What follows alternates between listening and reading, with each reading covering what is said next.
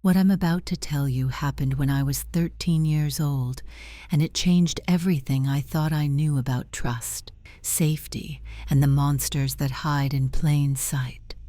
I was 13 the summer we moved. We left the city behind in a cloud of dust, trading traffic and noise for long, empty roads that stretched on forever. Our new town, Hollow Brook, was, for a lack of a better term, frozen in time.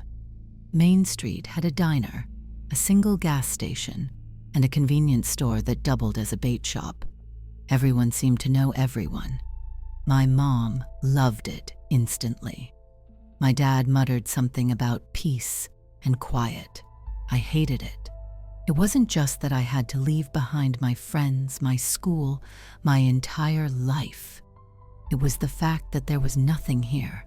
No movie theaters, no arcades, no malls, just houses, trees, and a school that looked like it had been built 100 years ago. The first few days were the worst. Boxes stacked in every room, the smell of fresh paint, the hum of cicadas outside. No Wi-Fi for the first 2 days, which meant I had nothing to do but help unpack or stare at the ceiling, counting the tiny cracks in the plaster. Then I met Ethan, Jake, and Will. It happened at the basketball court behind the school. I wasn't even playing, just sitting on my bike watching. Ethan was the first one to talk to me. He had shaggy blonde hair, a red Sox cap pulled low over his face, and a kind of easy confidence that made it impossible to dislike him. Jake and Will were always with him. Jake was stocky with a sharp jaw and a habit of cracking his knuckles. Will was lanky, quiet, always a step behind the others. Ethan dribbled the basketball absent-mindedly, squinting at me. "So, you just moved here, right?" I nodded. "Yeah, last week." "Where from?" Jake added. "Boston." All three of them looked at each other, then back at me. "Whoa," Ethan said, grinning. "City kid." "Yeah," I muttered, unsure if that was a good thing or a bad thing. Will spoke up for the first time, "But it's way better there." I shrugged. "I don't know, I guess." Ethan passed the ball to Jake, then turned back to me. "You ever had a hideout before?" I blinked. "Like a real one?" Jake snorted. "No, a fake one. I mean, no, never." Ethan's grin widened. "Dude, then you're going to love this." Jake smirked. "We got a hideout, best spot in town." Will nodded, deep in the woods. "No little kids there." I perked up. "For real?" "For real," Ethan said. "We'll take you tomorrow." That was how it started. Before I continue, if you're enjoying this story and want to hear more incredible tales like this one, make sure to hit that subscribe button and ring the notification bell. Your support gives our channel the strength to keep bringing you these spine-chilling stories. Also, don't forget to check out the link in the description for our amazing giveaway running right now on the channel. Now let's get back to what happened next. Ethan showed up at my house after lunch, knocking on the door before I even saw him coming. He had his bike with him, one foot resting lazily on the pedal. "Come on," he said. "We're taking you with us." I barely had time to grab my own bike before we were off, pedaling through the quiet streets, cutting through yards, jumping over curbs. The further we went, the fewer houses there were. Soon the pavement turned to dirt, and the town faded behind us, swallowed by towering pine. And at some point, Ethan told us to ditch our bikes. I expected them to stop at some random part of the woods and then take a hidden trail. But instead, we ended up on a narrow dirt road, tire tracks worn deep in the ground. It snaked through the trees, winding up a gentle hill before disappearing ahead. I squinted. "Wait, if there's a road, why don't you guys just ride your bikes all the way?" Jake chuckled, nudging my arm. "Where's the fun in that?" Ethan smirked. Yeah, what's cooler? Walking through the woods to our secret hideout, or rolling up on bikes like we're going to the grocery store? Will grinned. We're off the grid, man. No roads, kind of. I laughed, shaking my head. But I had to admit, it did feel cooler, like we were heading somewhere no one else knew about. And then I saw it. Perched in the thick arms of an old oak tree was the treehouse. It was perfect, the kind of hideout every kid dreams of. Big enough for all of us, but not too big like it belonged in some fancy magazine. The wood was weathered but sturdy, the boards nailed tightly together. A simple rope ladder hung from the entrance, swaying gently in the breeze. Ethan climbed up first, followed by Jake and Will. I hesitated, staring up at it. I'd never been to a place like this before. Never had a clubhouse, a fort, a secret spot to escape to. In the city, we had cracked sidewalks and fire escapes. This was different. I grabbed the rope ladder and climbed. Inside, the walls were covered in drawings and initials carved into the wood. A few old camping chairs were tucked in the corner. A flashlight and a deck of cards sat on a crate. It smelled of dirt, pine, and the faint smell of something I couldn't place at the time. Ethan flopped onto the ground in the corner. So, what do you think? I sat across from him, still taking it all in. It's awesome. Jake grinned. Told you. For a while, we just talked about nothing. The kind of stupid conversations kids have when they're bored. Who would win in a fight? Batman or Spider-Man if aliens were real? If we'd ever drink beer when we're old enough? It felt normal, like I'd always been here. Then Ethan leaned back and stretched. Man, I wish we could just stay here all night. I raised an eyebrow. Why can't you? Jake groaned, tilting his head back dramatically. Because our parents are lame. Ethan sighed. They don't like us being out past 9. Will rolled his eyes, especially after Sarah went missing. That name stuck with me. I'd heard it before on the news. A girl from school gone without a trace. I frowned. So, they think kids are getting kidnapped or something. Jake scoffed. Dude, parents think everything is out to get you. They hear about one kid going missing, and suddenly they act like we're going to get snatched off the sidewalk. Ethan nodded. Yeah, like I get it, but it's annoying. We're not little kids anymore. Will grinned, knocking his knuckles against the wooden wall. I mean, come on. We got our own house and everything. Jake sat up, smirking. Exactly. We got a house, we got furniture, we got food. Ethan held up a half-crushed bag of Doritos. Rations. Will laughed. We're practically grown-ups. We even clean sometimes. I grinned. Yeah, except your house doesn't have a bathroom.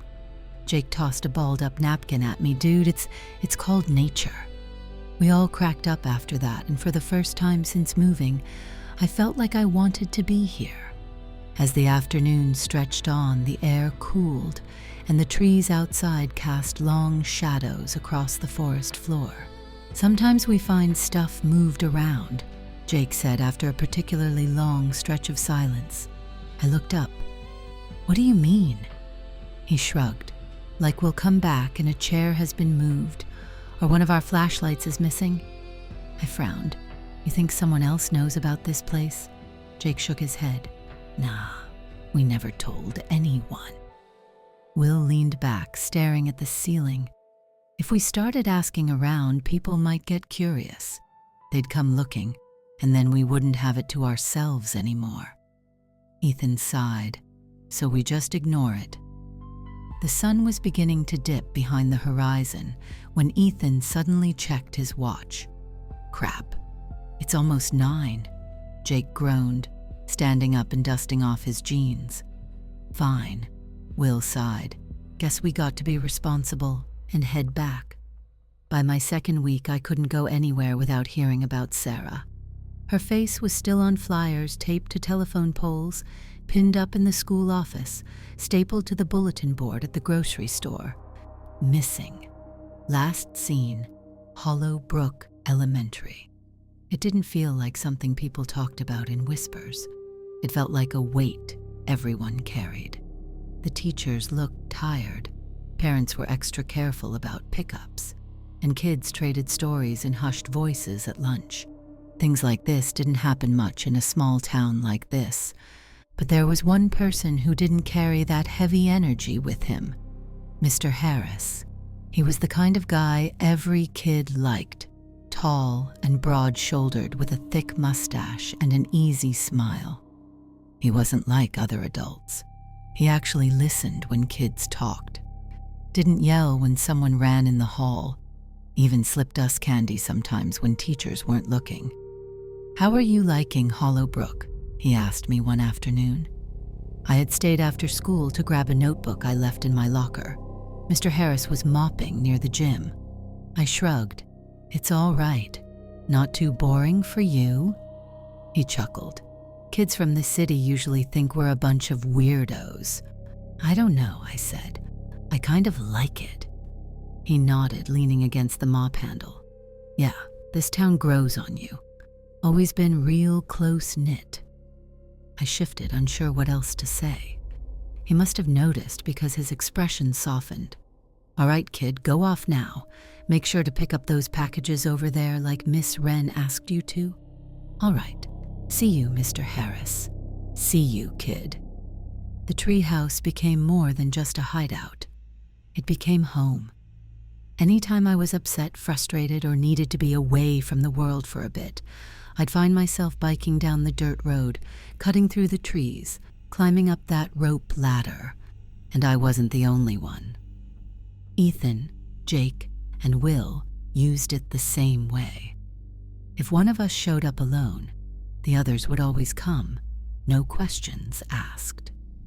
We didn't talk about it, but we all needed the treehouse. It was a place where nothing else mattered. The thing was, the longer we used it, and the more comfortable we got with each other, the less we thought about the rules. At first we were careful, always watching the time, always heading home before the sky went dark. But after a few weeks, we got comfortable.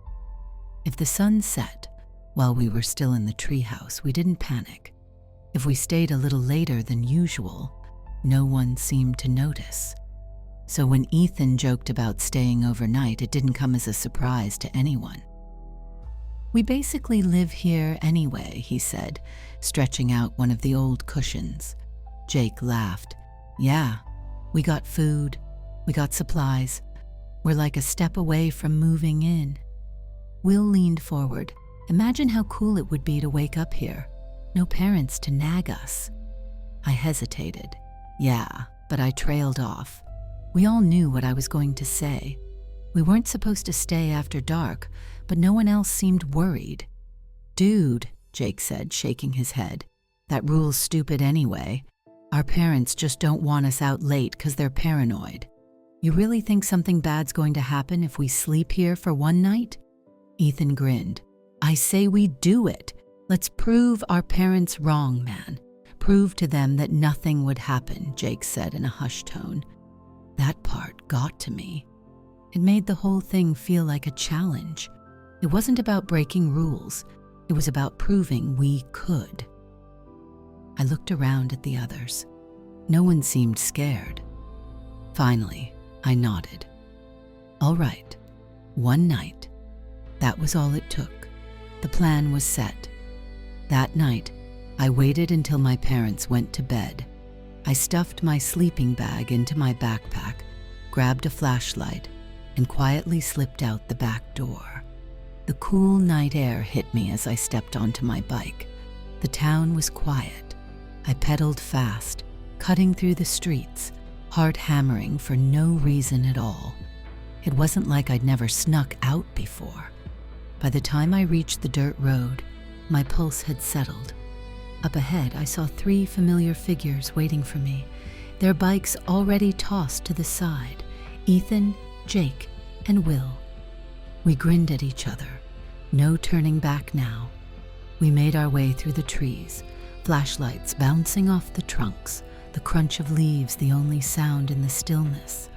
The closer we got to the treehouse, the more real it felt. This was happening.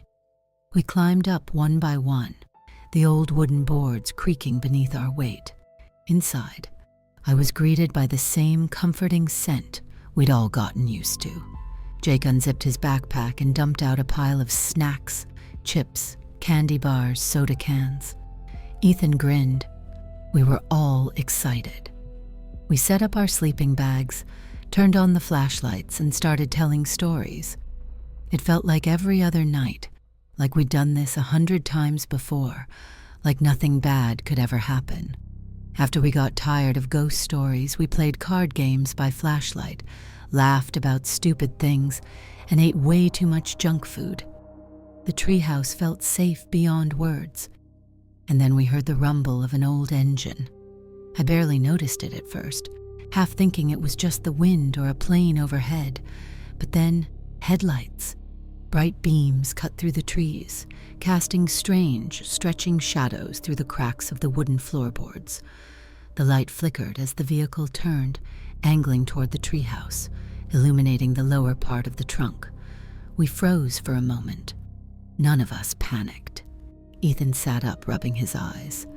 "Is that?" Jake shifted closer to the window, squinting. "Is that your dad?" That made sense. One of our parents must have noticed we were missing. Maybe someone woke up, checked our beds, put the pieces together. I waited for the headlights to cut out, for a car door to slam, for the familiar sound of an angry dad calling a name. But when the engine turned off, no one called for us. No voices. Just silence. Jake swallowed. "That's not my dad's truck." The air changed. Ethan grabbed his flashlight, leaning over the windowsill. "Could be a hunter," he whispered, "or someone camping." That didn't feel right. No one hunted at this spot in the woods. I moved closer, heart hammering, peering out through the crack in the wooden planks. The truck was old, dented, covered in dust. And then a door opened. Someone stepped out. Their footsteps crunched against the dirt, slow and careful. Will breathed out. Who the hell? I could barely see them, just the dark outline of a figure moving through the trees. My stomach twisted. Jake slowly moved away from the window, eyes wide. Why are they coming straight here? No one had an answer.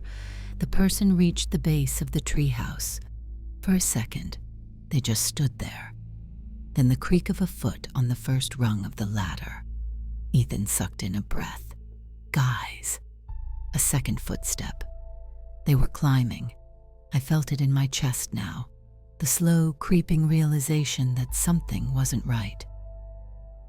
Jake turned toward the trapdoor, eyes darting. "What do we do?" And back toward the window. "We need to go." But no one moved. Another step. Closer now. Whoever it was, they didn't hesitate. They were coming up. I turned back toward the window, gripping the ledge. My pulse pounded in my ears. Another step. Closer. Then they spoke, a voice low, familiar. What the hell? I turned just in time to see the man's head push up through the trapdoor. His face was partially shadowed, covered by a hoodie, but I could still make out the shock in his expression. Whoever this was, he wasn't expecting us. His eyes flickered between us, scanning the room, and then his expression changed. A slow realization, like he had just been handed something he wasn't expecting, but wanted. That was all I needed to see. I didn't wait. I jumped. I grabbed the windowsill and threw myself forward, twisting my body midair as I plunged toward the ground. The fall knocked the breath out of me, pain jolting through my legs as I hit the dirt. But I was already scrambling forward, arms pumping. Above me, chaos. "Go! Go!" Ethan yelled. Jake was already pushing past him, diving for the window. Will hesitated. too long. The man lunged. Ethan jumped, but the man grabbed for him at the last second. His fingers brushed Ethan's ankle as he twisted in midair, the force throwing him sideways. Then, a sickening crack. Ethan's screams ripped through the trees. I skidded to a stop, chest heaving. He was on the ground clutching his leg, face twisted in agony. My leg. His voice was raw, broken. I stepped toward him, about to help, but then a thud. The man had jumped down, following us. He wasn't waiting. His boots hit the dirt hard, sending up a cloud of dust. Then he straightened, staring at us. Jake grabbed Ethan, trying to haul him up. "Come on, dude, we got to go." Ethan choked back a sob. "I can't." My head spun. We couldn't carry him, not fast enough. The man took a step forward. I took a step back. I ran. I hated myself for it, but I ran. Branches tore at my face, leaves whipping past as I bolted through the trees. My breath was ragged, my legs a blur beneath me. Behind me, a cacophony of noise. I didn't dare look back. The only thing I focused on was getting home. The dirt road loomed ahead, glowing faintly under the moonlight. I tore through it, sneakers slamming against the packed-down earth. The town was a blur, streetlights, houses, the distant glow of my own porch. I sprinted up my driveway, heart in my throat, slamming into the front door. I banged my fists against the wood, sobbing. "Mom, Dad, open the door!" A light flicked on inside. A shadow moved behind the glass. The door swung open and I fell into my dad's arms. "Son, what is? Call the cops," I screamed. My mom was already grabbing the phone. I turned, chest still heaving, expecting to see a dark figure standing at the end of the driveway. The police arrived within minutes. By the time we got to the treehouse, the area was already swarming with officers. Red and blue lights flickered through the trees, casting long shadows across the dirt. The woods, which had always felt like our sanctuary, now felt like the most unsafe place in the world. I stood next to my parents, shaking, wrapped in my mom's arms, as we watched the officers search the area. They moved quickly, flashlights bouncing against the trees, the radios crackling with updates. Jake was found first, just at the base of the treehouse. He was alive, but shaken. His face was streaked with dirt. His hands were shaking, but he was breathing. Then they found Ethan. He was curled behind a tree, barely visible in the darkness, his leg bent at a horrible angle. When they carried him out on a stretcher, his face was pale, eyes hollow. He barely spoke, barely reacted. Then came Will. For one terrifying moment, I thought he was gone. But then a radio crackled. An officer found him running down the dirt road toward town. He said he just ran and didn't stop. I didn't blame him. We all got to go home that night. And for a while, that was enough. I learned the rest from news reports, police chatter, and hushed conversations between my parents. At first, no one knew who had done it. The cops only had bits and pieces. The whole town went on edge.